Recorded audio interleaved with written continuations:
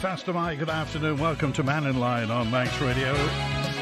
Tim Glover and Jason Moorhouse are on between now and 1. If you want to get in touch, if you want to pose a question to either of them or just pass a comment, then you can text, email, call and WhatsApp. So Arbory, Castletown and Malew. No doubt there'll be some all-island issues popping in as well.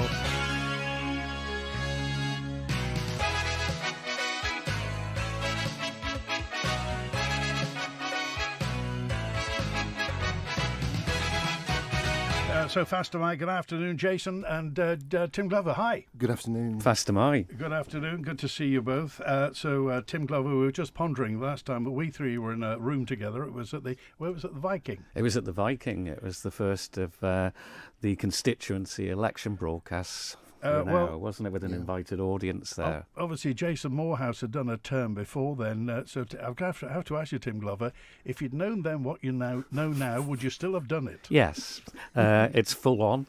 Certainly not 9 to 5. I think I've had the advantage over some of the other new people in that my previous job was never a 9 to 5 job either. So it's full on, definitely. That's and slow as well getting things done. That's the frustrating side. The first things first, let's talk about wind farms. Lots of commenting about wind farms, but Kay dropped a note in from Castletown. So the estimation for the wind turbines is £40 million and would have an impact on Castletown Beach.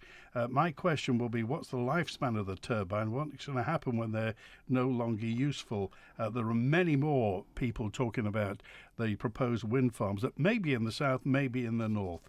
Jason Moorhouse. Yeah, lots of questions, lots of concerns. It came out of the blue and it's got a really short timetable. We talk about £40 million as the starting off figure, and as we've seen with Liverpool, people are really concerned about that figure. Lots of questions just in terms of how it's actually going to work. We had a meeting last week with the MUA and Arbory and Dresham commissioners, and I left the room with more questions than answers, really. It's a difficult thing to actually bring about, and the timetable is just going to create more pressure, more issues, and even though it's something we should be looking at, I feel the added pressure is just, creating a necessary rush. Tim Glover, why Erie Stain? They looked at several, lots of sites all round the island. Did you know anything about this? No, and that's the concerning thing. It's to me, it's being rushed a little bit. There's a lack of consultation over it. I'm in favour of green energy and renewables, but it's got to be in the right place, and we've a duty to represent our constituents in this matter. And in fact, at the meeting, had to declare an interest in that two of the commissioners, and Phil Gorn as the clerk, and Kiri Jenkins, because they live in the area, so they had to declare that interest. But there's an awful lot, I agree with Jason, there's an awful lot more questions, I think, now than we went into that meeting already having a myriad of questions. We don't know really much more about this marine ramp that's being proposed, where that's going to be. So there's an awful lot still to find out. Two options at the moment for Erie Stain and Scards. Option 1, the beach landing, no ramp at £30 million. Option 2, marine ramp, which could mean anything. That could mean an extra an extension to the pier. It could mean a new pier. Do we know what that is, Jason Moorhouse? There was a mention of £10 million in one of the documents, but in terms of this initial stage, no one really knows. They're actually looking at the route from the coastline to the actual site. So until that's actually determined and they're actually able to come back and say, this is an issue, this is fine, then we've got those question marks. At the meeting, they tried to provide some reassurance, but in terms of the data, it wasn't there. So, until we actually see the data and what they're planning to do, it's very difficult to actually fight this and challenge it. Yeah. Option 2 has got 4 5-megawatt turbines with a marine ramp. So, for the uninitiated, for the new readers, start here, Tim Glover, where is Erie Stain? How do you get there? It's in Arbory, and it's up. You'd go up basically towards South Barrule, really, isn't it? And it's where it's facing south and southwest, so obviously it gets the prevailing wind as opposed to the development further north. I think there's more power, isn't there, of wind they were talking about at ours. So I would say it's probably their preferred option, the way it's come across, if we're perfectly frank about it. We need to go through the process. But we have to go through the process. But I mean, yes. But I think that just on the route you were mentioning, there was talk that initially it would go through the airport potentially at night time, but from there, how they're going to get it up to Erie Stane and the skirts, I have no idea. Well, and I've put in 2 written questions, one to infrastructure and one to Manx Utilities, as differing answers. We've got a very curt, there have been no survey of the Isle of Man's roads and whether it can cope with the weight, the tonnage that this is going to be, because we're dealing with effectively country lanes that have got a bit of tarmac on. They're not properly formed roads really on the Isle of Man. There are very few. So they said, no, there's been no road survey. That came back curtly from infrastructure and from the Manx Utilities. We did get a little bit more detail, but again, there was no definition of where the route would be. But the turbine blades are long and they're in one piece. They don't bolt together, do they? So the place is full of twists and turns, as you say, as country lanes. There was talk of one roundabout, wasn't there, in Castletown that would need some adjustments. Yeah. Well, I would imagine after 50 to 70 tons of wind turbines gone on Manx roads, there'll be more than just a roundabout that needs repairing. I can't think of any road that will go north from the Ballasalla to Port Erin Road, the Ballabeg Colby Road. I can't think of how you would get a turbine up one of those roads. Those are the sort of questions that we're waiting for answers on. What have constituents had to say so far? It's been surprisingly quiet, but there's a lot of concern from the immediate residents in the area, and it's causing them quite a lot of anguish because they're wanting detail as well, and it's an area of natural beauty as well. And I find it difficult to believe that Manx Utilities have yet to even consult Manx Wildlife on the issue. So we did leave that meeting with even more questions. You're anticipating more meetings over this, I guess. Definitely. There has to be consultation. There's been no consultation, in effect, with the public as yet. Okay, Richie dropped a note in. I'd not object to a wind farm near me, but one over Erie Stane hardly seems possible. The probable complaints over this rush proposal, the difficult installation logistics, rigmarole, expense, the potential detriment to wildlife, surely would lead to its abandonment. There are more obviously suitable sites, and the government must know this. So, is this greenwashing? Richie says, wanting to look keen and go ahead without spending any real money and getting to it. So, has this been set up to fail? Do you think, Jason Moorhouse? That's an interesting question, and as I left the meeting on Tuesday, I did wonder. But I think there's that realisation we must shift in this direction.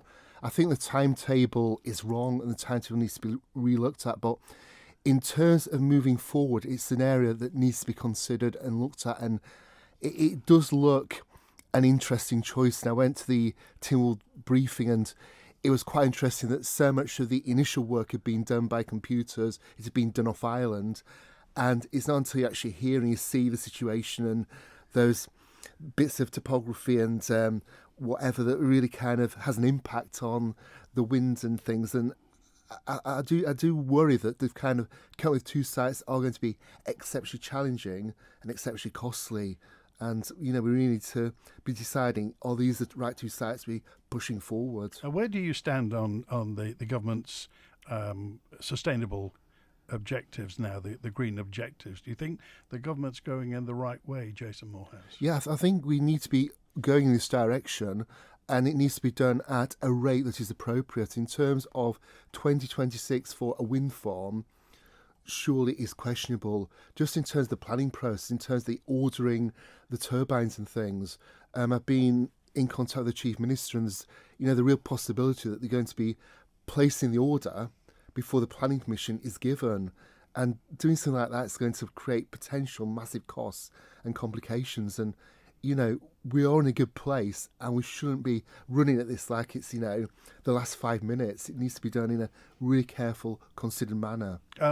Tim Glover, do you think, in all honesty, this is going to be done by the end of this Timble, by September 26?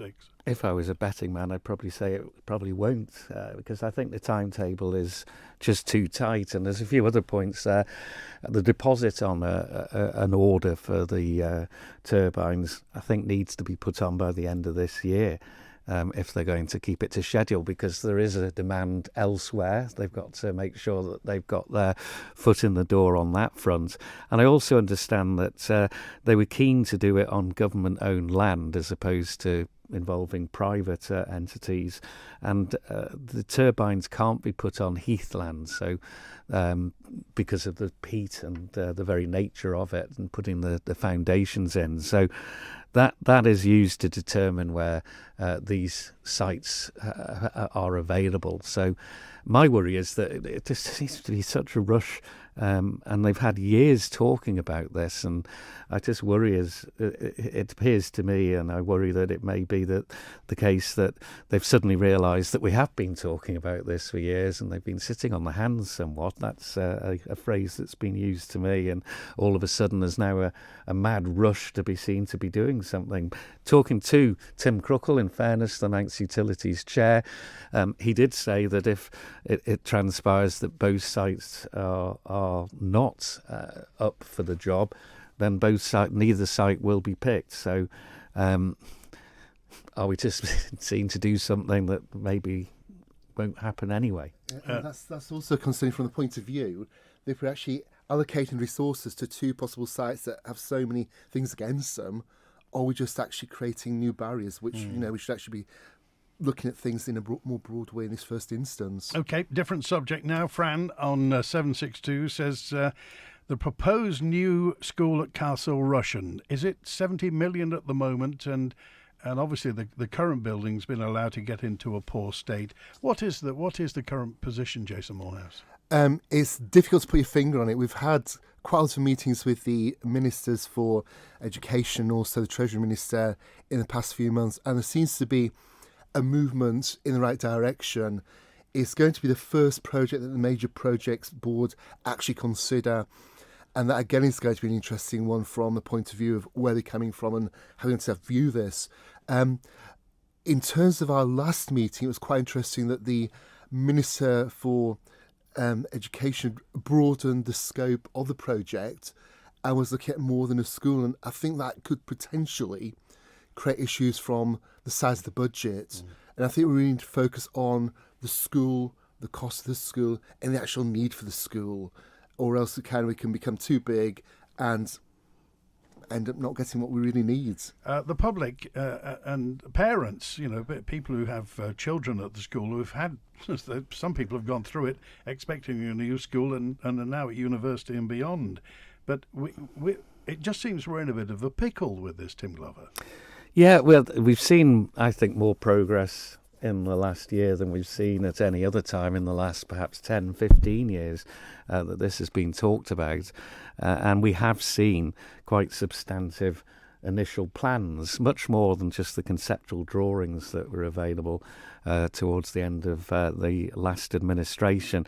I mean, these plans deal with, as Jason says, a new pool, a sports hall, and potentially even a new primary school on the site. So it's been well thought through. It's even got all the detail about where the electricity points, the sewage points. It's much more substantive than anything we've seen before, and it is going through this new capital projects process, and we're assured being actively considered now by Treasury. And once they have made that initial assessment, we'll then find out what the time frame is, right, because that's the big push now. We're talking about it. We've been talking about it for 15, 20 years. The school is getting worse and worse. It's no better, that's for sure. And so let's get a time frame out there so that we can now then hold them to account on that front as well. So in a fair wind, if Treasury said yes, let's just say if Treasury said yes today, when would you expect, the new school to be started to be built? I would imagine there'd be another year where it's out, at least with architects and out to tender. So that would take time. So I think we're at least year away from any spades being put in the ground. Jason Moorhouse, have you seen any plans of what it might look like? Yeah, we've seen some broad plans. They are encouraging, but I think there's a real need to actually bring in all the stakeholders to actually, really drill down and find out what people require. It's again a case of we are moving forward, but without the actual detail and the clarity and actual dates, we're not feeling as reassured as we perhaps should do. Who are the stakeholders? It's everyone from the parents, the children, to MHKs, to the teachers, all the people who are actually involved in this process of actually moving the school forward, and who will be there hopefully on day one. But there'll be no new Southern Pool until there's a new Castle Rushen High School, I take it. At the moment, that appears to be the case, but there are different ways to actually deal with situations, and there are different options. But at the moment, that is something that is moving forward as part of the school, which is important because there was that fear that there was just a new school and the pool would just be left. And given the pool is at the end of life, we're really struggling to keep it going, and that's causing frustration and fear. So we need to kind of fingers crossed, and hopefully that can move forward. Well, Tim Glover, I mean, there's an impression from some people that the government couldn't wait to get rid of the Southern Pool, and yet everything about the Southern Pool is right for the way ahead. It's good for mental health, it's good for physical health, it's good for the community, it's good for socialising, it's good for old people, young people. A pool is obviously good news, but the impression seems to that if you like, that the authorities just want rid of it.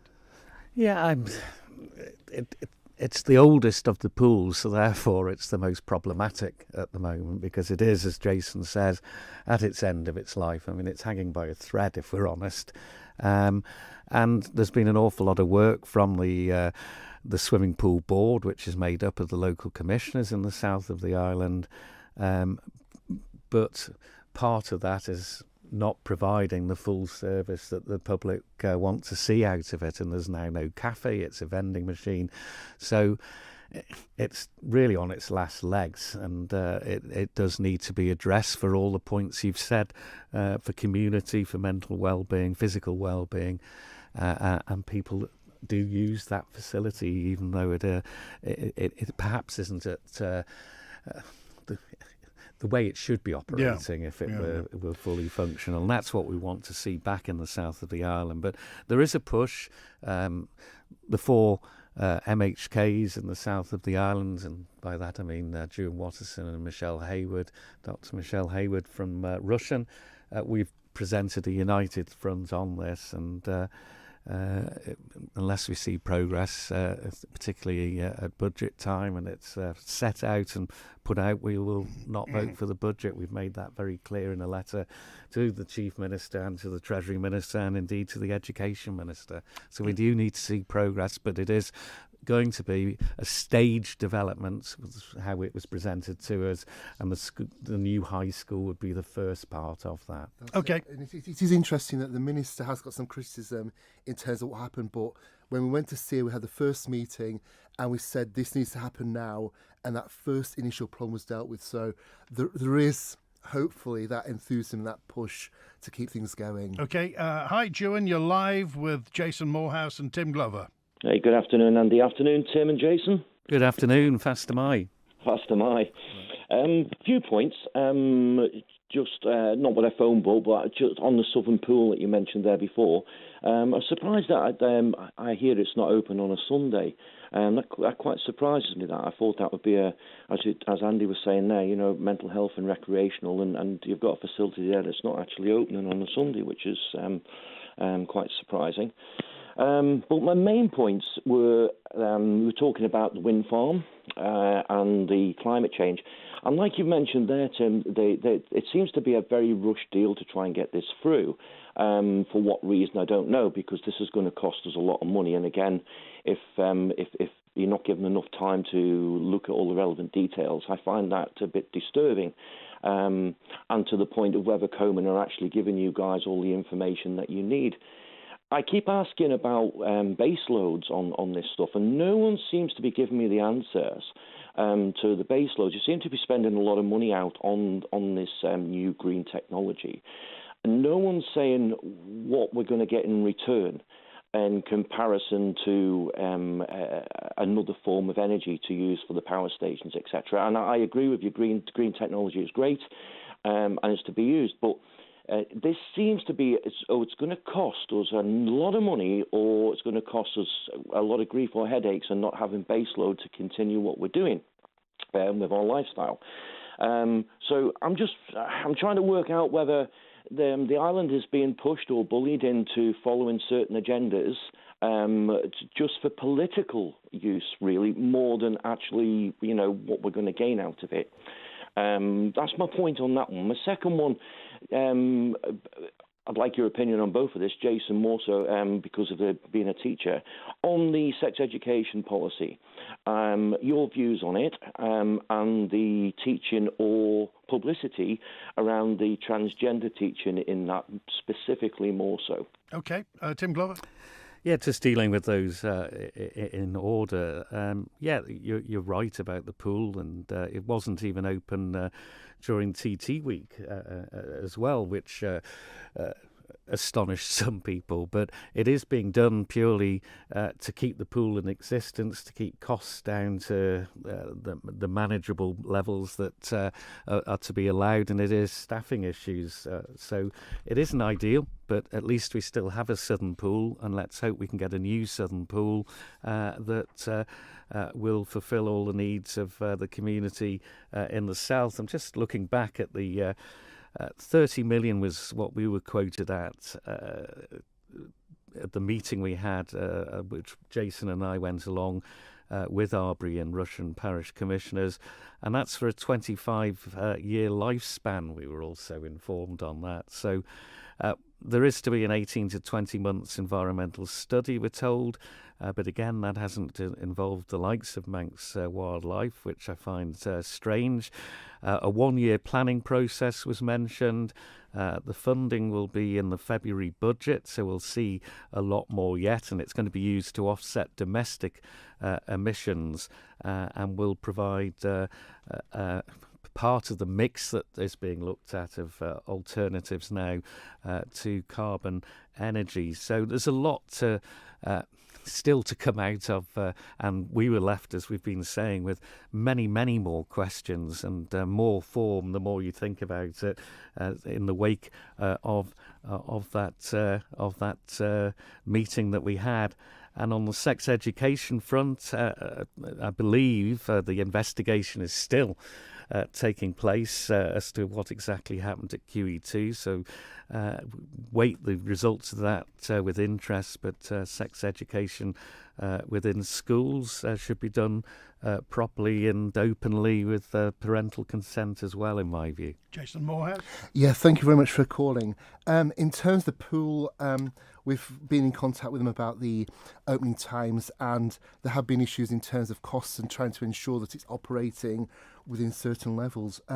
Also, they've made decisions in terms of the number of people attending on Sundays and things. So they actually have data in terms of why the decision was made. So it does look a bit random in places, but in terms of what they were providing as evidence and backup, there was support. In terms of wind farms, I did make reference to the base load at our meeting last week, and it was quite interesting from the point of view that the MUA were stating that even though we are going to become more and more dependent on wind energy, as the UK is, the UK's got a greater number of different sources of energy. So if the wind doesn't blow and our baseline is actually reached, then there's going to be actually some support there potentially. But I am slightly sceptical in terms of, are we putting all our eggs into one basket here? In terms of the RSC update, I've been in contact with the Minister, and Stage 2 should be coming out in the next few days. It was rather disappointing that she spoke to Manx Radio and also in Tynwald about it coming out on the last day of term, and that did not happen. When I went for clarification, it turned out that was a date when the report was being handed over. So they've had it now a couple of weeks, and hopefully there will be the update. I'm slightly concerned that the specialists we've actually got looking at the investigation on specialists in terms of RSE teaching. And really the second and third stages are going for that.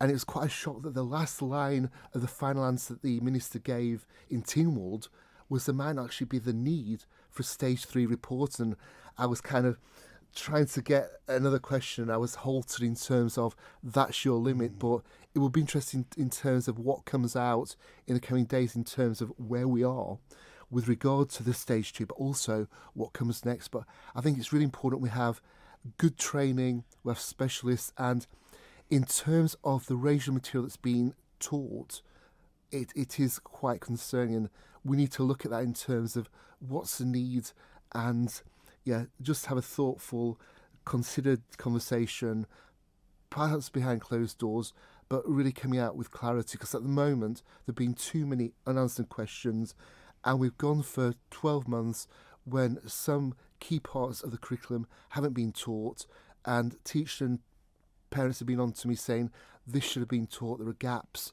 and we need to move this forward as fast as we can. It should be, it needs to be transparent all round as well, that's the key.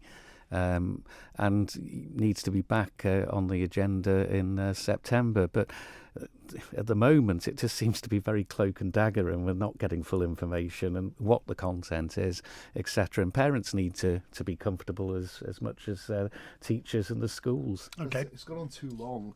Actually looking at the start of a new academic year, and we've not got that clarity. We've not got anywhere close to stage 3. Okay. Thank you. Good to hear from you. Thank you, Juan. Let's move on now. I just want to, just some simple questions here. Briefly, if you would.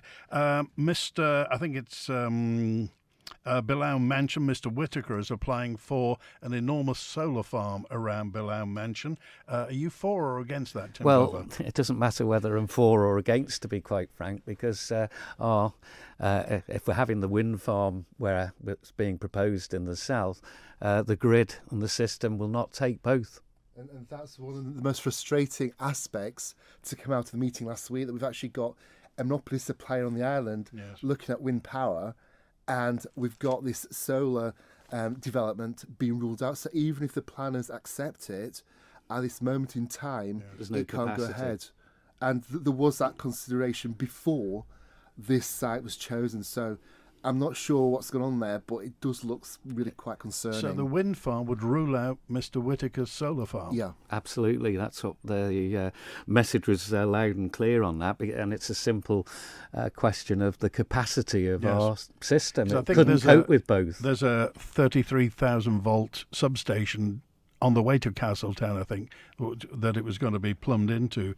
Yeah, but it was a key consideration when the initial solar farm went in for planning, and there was the hope that given that consideration, there was a way forward. So when I actually asked the question last Tuesday, it was quite a surprise. We've actually got to this point where there's not that alternative. It cannot operate within the existing structure. OK, we're live with Jason Moorhouse and Tim Glover on Mannin Line today. For your new bathroom, head to Pacesetter, Harris Terrace, Douglas or Spring Valley. In Pacesetter's fully fitted showroom, you'll find the latest bathroom products and designs, from new contemporary styles to traditional Victorian tiles, wall and ceiling panels, accessories and much more. With many ranges exclusive to Pacesetters, plus professional design advice from the experts, visit Pacesetter, Harris Terrace, Douglas or Spring Valley. You can get the best of everything, where the price is twice as nice. Ramsey Garden Centre opens 7 days a week for roses, shrubs, trees, perennials and an array of pond plants. Or if it's fire pits or solar lights, there's never been a better time to visit Ramsey Garden Centre. At ShopRite, a big slice of our range is continually priced to match or better other supermarkets. We call it Price Match Plus, the plus being what others simply don't match. Like ShopRite Savers, low prices, choice and value you won't get elsewhere, with brands like Sainsbury's and no need to travel miles. Plus, the difference being locally owned makes. We're loyal supporters of local food producers and businesses and benefit the Manx economy directly. ShopRite, proudly locally owned. The Royal Manx Show is back. Friday the 11th and Saturday the 12th of August. There Don't miss a true Manx tradition with livestock stalls, local food producers and great entertainment.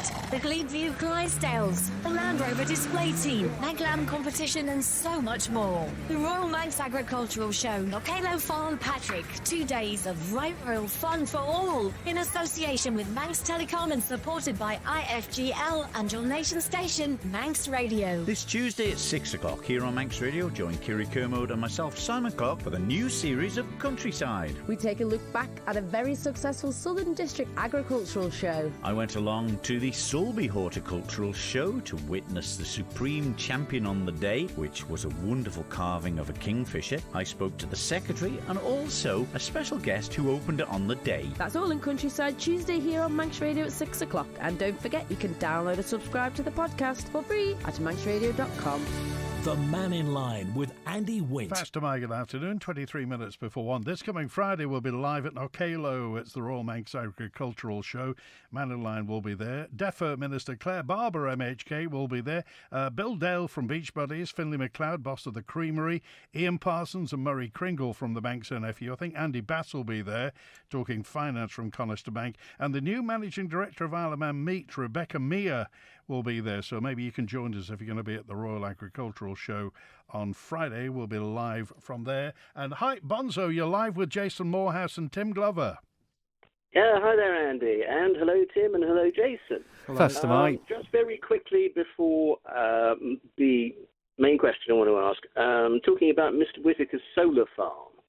Of course, I think it must be remembered that not a kilowatt of that would go to any consumer in Manx Utilities. That is to actually power the cannabis growing facility up in just before we go into Douglas. That will not contribute at all, unlike the 20 megawatts of wind power, which of course would be going into the Manx Utilities grid. Okay, and your main question? So, just clarifying that one, right? We've been talking really about a variety of things and concerns, such as the swimming pool, such as the long awaited, I think it's been going on ever since I got back to the island over 20 years ago. When are we going to replace Castle Ruston High School? How are we going to fund the wind turbines wherever they may be placed?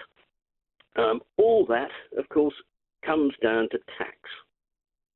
And I noticed that Tim Glover said that there were particular issues with the budget that they were not going to accept, and that he and Jason would vote against the budget if those issues were there.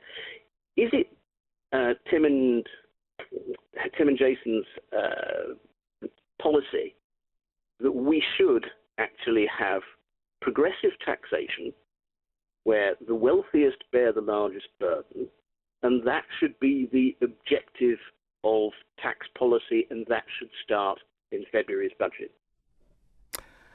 I agree with you there, Bonzo, to a large degree. I think it's high time we did have a review of taxation on the Isle of Man, and I think it is something that the Treasury Minister, Dr. Alex Allenson, is also on board with. So we'll wait to see what comes out of with his proposals and see if it's in line with what you're proposing as well. But it is a long time, I think, since a proper review of tax here on the island took place, and currently we've got a lot of projects that are going to need paying for, and part of that, of course, is going to come from taxation. So it is time. I was concerned at the fact that we were spending quite a lot of the National Insurance Reserve as well at the time of the last budget and financial update. So it is time we looked at it, and I'll try and find out more over the summer as to where we are with that with the Treasury Minister. Jason Moorhouse. Good afternoon. In terms of the solar farm, I'm not quite sure if that is the case, so we'll look into that. But in terms of the taxation, I feel that the personal taxation structure cannot be altered too dramatically, just in terms of the economically active people we're going to try and attract. To get those people here is going to be a real challenge. I've questioned that many times. In terms of changing personal taxation, that could be the thing that really swings it against us. But I do think there's a real need to actually look at company tax. I think there's a major issue on the island that so many companies make so much money, and in terms of their contribution, it's minimal. Unless they're involved in property, unless they're a bank, unless they're a very small, specific type of business, they aren't going to contribute. And I think that in 2023, the mindset is very different from what it was in 1980.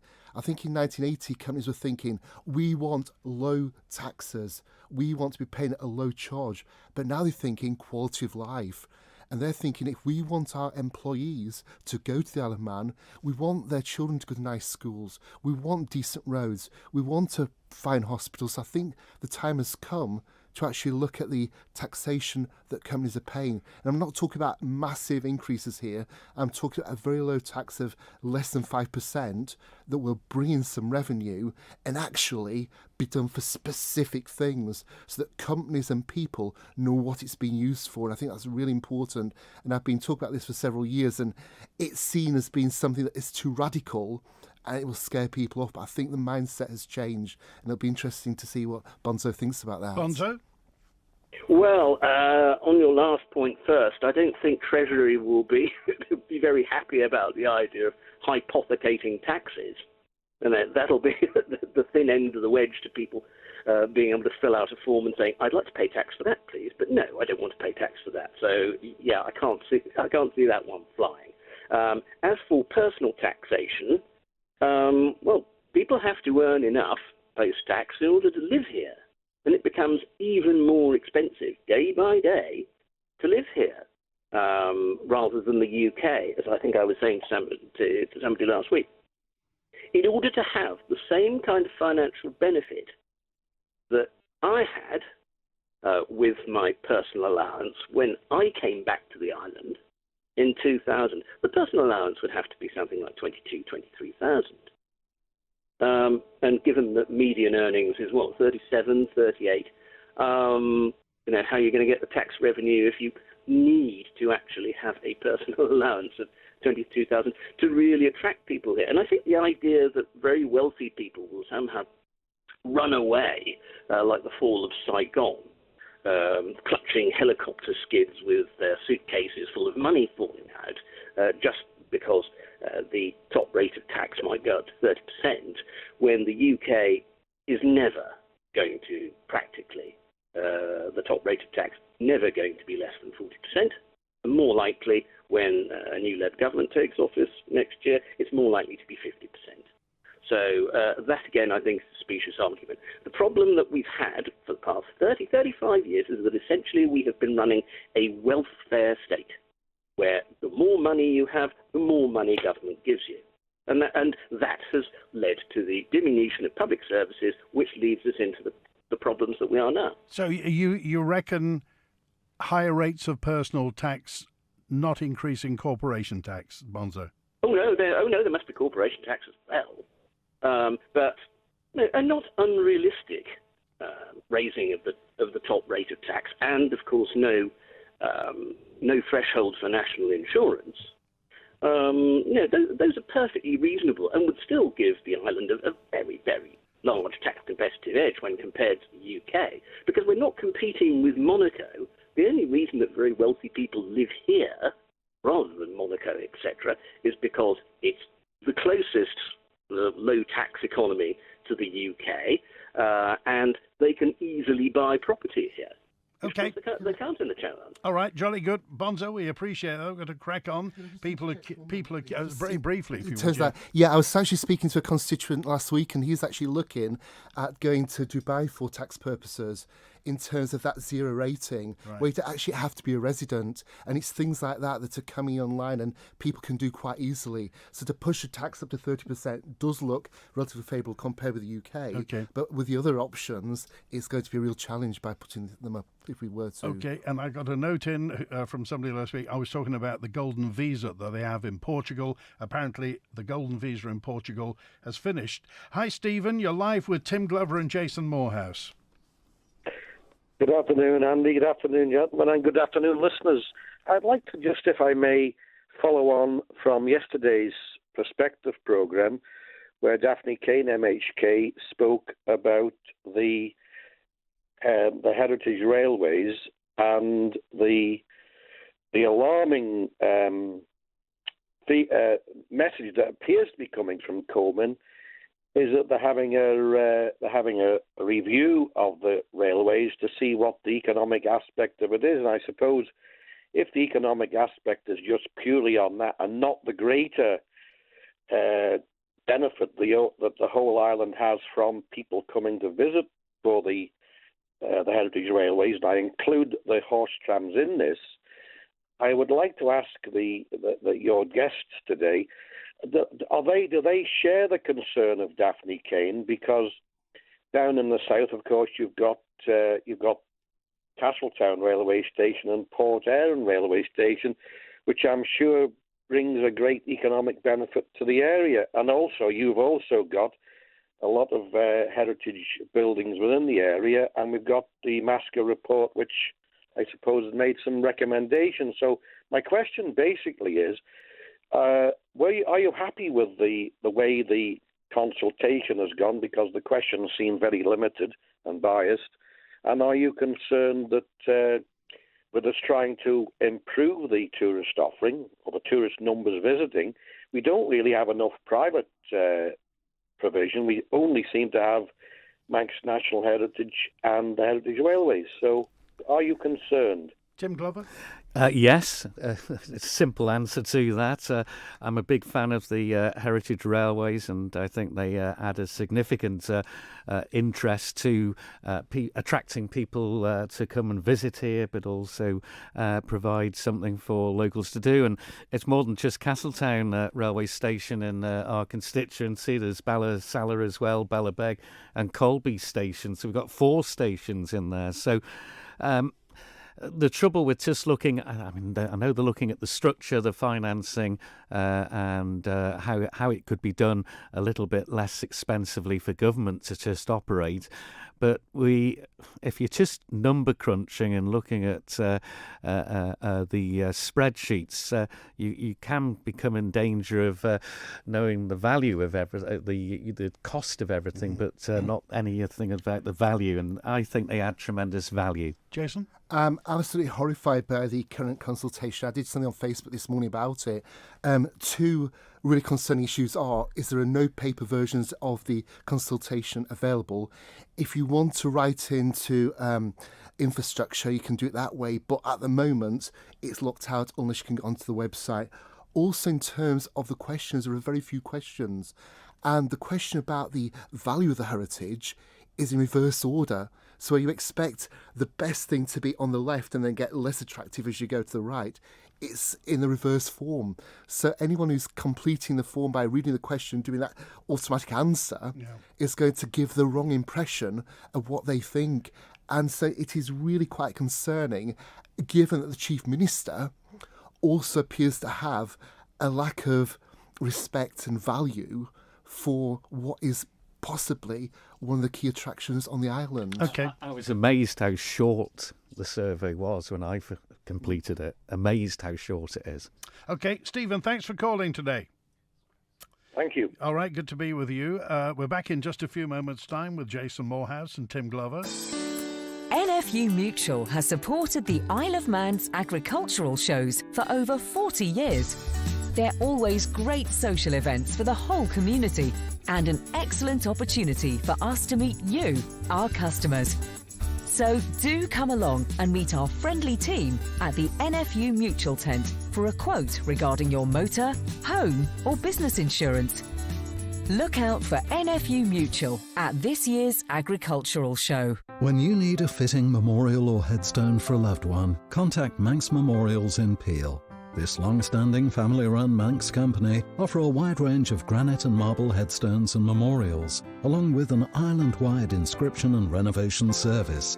Manx Memorials skilled professionals will take the time to help you choose a suitable memorial, and we're proud to say we'll beat other local quotes. Call 843 861 or email Matthew at manxmemorials.co.uk. I found a great photo of Grandad on the Queen's Pier, Ramsey, back in the 50s. If only we could see this historic landmark in its full glory once more. Well, actually, we could see the pier restored, whether through a small donation, regular transfer, or the purchase of an engraved plank or stanchion. You can leave your mark on history. To donate, visit qprt.im or call Graham on 355 104. This audio has been kindly sponsored by Paul Carey and Sons. It's a tough time for businesses. Not sure what to do to turn things around? Let Nicola Bowker & Co. guide you through. We've helped hundreds of businesses to success. Accountants and tax advisors to businesses on the Isle of Man. The Mannin Line with Andy Wint. Jason Moorhouse and Tim Glover, MHKs from Arbory, Castletown and Malew are here, and so's Ryan. Hi, Ryan. Hi there. Hi, Mr. Moorhouse. Sorry, I'm panicking. I'm on the radio. I saw that there was a post on Manx Radio about how to improve tourism figures, that the government wants to increase numbers. My question is in regards to recreational cannabis. There was a number of comments on there that got overwhelming support on it, and I know there was a public consultation done in 2019 regarding it, but obviously COVID happened and it put it on the back burner. My question to the two MHKs is what their stance is personally on it and what they want to do moving forward. Is it that they're concerned that the UK government might step in and stop the push for recreational cannabis? Why is it being ignored when there's an overwhelming public support for it? And it would perhaps give us a chance in the world to push something a little bit more progressive, such as the US has gone ahead with it, and states that would have been seen as quite have a draconian approach to drug policy, such as Thailand, which have gone full force with allowing recreational cannabis. But why is the Isle of Man constantly in the news for pitiful amounts being pushed through the courts and potentially ruining young people's lives? Okay, Jason Moorhouse? Foster Mai, in terms of the cannabis debate at the moment, the real focus is on getting the medical cannabis into production, get the planning and all those things. In terms of the recreational cannabis, that is a different area and it's something that needs to be looked at very, very carefully. Would you be for it? Not at the moment, but I'd look at the wider situation in terms of what's on offer. And what about ruining young people's lives for minimal amounts of cannabis? I agree with that, and I've spoken to the previous Chief Constable about that, and in terms of the sentences that's given, it's not in the first instance that item. Other things have happened previously with regard to this area, so it's not as clear as the media do make out at times, but it is a concern, definitely. Okay, Tim Glover, is there a line between medicinal cannabis and recreational cannabis? I've not much more to add to what Jason said, because I know you're conscious of time at the moment. I think it is time we looked at it, and I am concerned about these sentences for a minimal amount of possession, so it does need looking at again. But I'm delighted that the medicinal cannabis side of things is at last beginning to make progress, and hopefully the first of those, which will be at the Airport Technology Gateway, will unlock that particular facility at long last after it's been laid fallow, as it were, for so many years now. Well, that could be worth millions of pounds. Absolutely. To the island. Medicinal cannabis is a growth industry, and there are millions of euros and dollars and pounds involved in this. So in terms of the fact that Ryan was mentioning, medicinal cannabis is in many places, lots of people go to Amsterdam purely for that reason. So do you ever foresee the Isle of Man loosening its stance on medicinal on recreational cannabis? I think it will in time. It's just whether this is the right time at the moment. Okay, we've got a couple of minutes left, and the hot topic of the day, Tim Glover and Jason Moorhouse, is the parking of motorhomes and large vehicles in residential areas. What's the feedback from down south, Jason Moorhouse? Yeah, this is quite an interesting one. It's quite odd that it's actually a consultation between the local authorities and DOI, and I actually got onto the Chief Minister and DOI last weekend about what was happening, and they tried to provide some reassurance. But in terms of the size of the vehicles, that's causing major concerns in terms of those measurements are actually much bigger than a large car. And in terms of how do you actually enforce it, in terms of my postbag and phone calls, the concerns tend to be about DOI car parks, where these vehicles tend to be left where they can actually remove them, and there's no enforcement. So it all looks a bit concerning at the moment. Tim Glover? Well, you'd think wind farms, the cost of living, cannabis, as we've just been talking about there, would be a much bigger concern. But this is it's caused a wildfire of reaction from the public, and I think we're struggling to enforce the issue that we've got anyway at the moment. We all acknowledge there are vehicles being left or abandoned in very inconvenient places for people, but deal with that issue, not this sledgehammer approach that we're adopting at the moment. You had something to say about TT as well, didn't you? Absolutely, and this could be a major own goal in terms of people coming over to the TT, a huge own goal, and I'm totally opposed to the proposal as it stands. Okay, thanks for being with us today. Appreciate it. Jason Moorhouse and Tim Glover, the two Arbory, Castletown and Malew MHKs. We're back with an open line tomorrow. So we didn't even talk about the size of Ballasalla and how big it's going to be. And we had some questions about GP availability. So maybe next time with our two MHKs. As I mentioned, we're live at Knockalow this coming Friday for the Royal Manx Agricultural Show, and an open line tomorrow. Thanks to Howie Kane on the phones today, and thanks to you for your attention. Stick around for Christy D on 1 to 3. Enjoy the rest of your Monday. W